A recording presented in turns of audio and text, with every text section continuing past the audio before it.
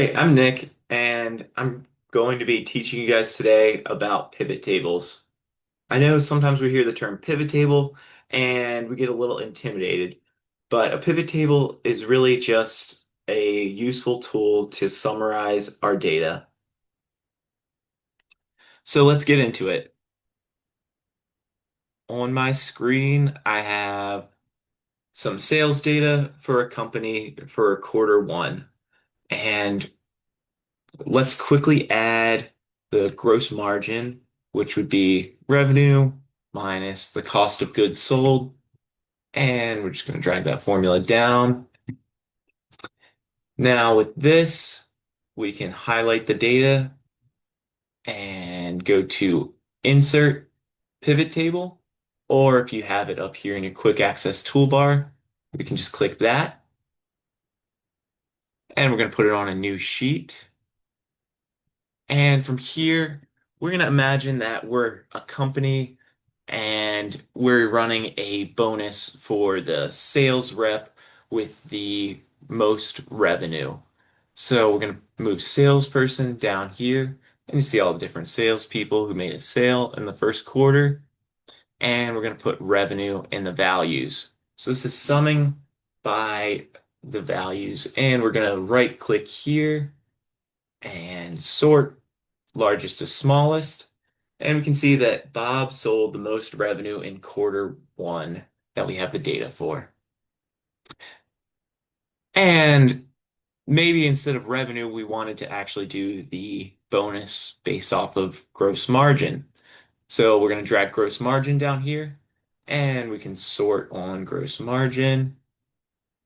And you'll notice Bob is still the leader for gross margin, but Steve has more gross margin than Sue, even though Sue has more revenue. All right, just to keep it simple for the rest of this, we're just going to use revenue. And what we're going to do next, we're going to add this date of sale down here. We'll put it above the salesperson. And you notice this looks very messy right now. So instead of having this mess, what we're going to do is we're going to go to design. We're going to go to subtotals. Let's remove these subtotals. All right. Let's next stay in design, report layout. Let's show it in a tabular form. So that looks a lot better than before, but we still have a lot of extra data in here. So um, let's remove the months for now and the days, and we'll just use date of sale. And that looks pretty good, but I notice Sue and Steve have a sale on February 1st. So let's fix that just to make it nice uh and we'll do repeat all items. So now we have a date there and a date there.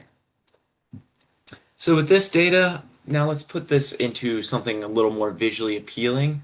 So let's put this into a pivot chart. So we go to pivot table, analyze, and we go to pivot chart. All right, we'll just select this first chart and it looks pretty good, but there's a lot of data here. So I don't think we really need the salesperson's name. So this will give us a good trend if we remove that salesperson from that axis. We'll see, okay, this is like the trend over these dates that we have. But there's some dates where we had zero sales, so it doesn't give us a great picture. So instead of sales date, let's remove that and let's add in just the months.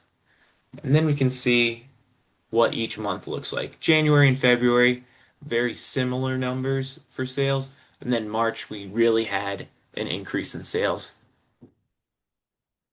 So that's all I really wanted to show right now. Just a quick video getting you used to pivot tables, but I can explain some more in the comments if you have any questions, any follow-up that you'd like me to do. I may also come out with another video to show some more details and more in depth. with some pivot tables. Thanks.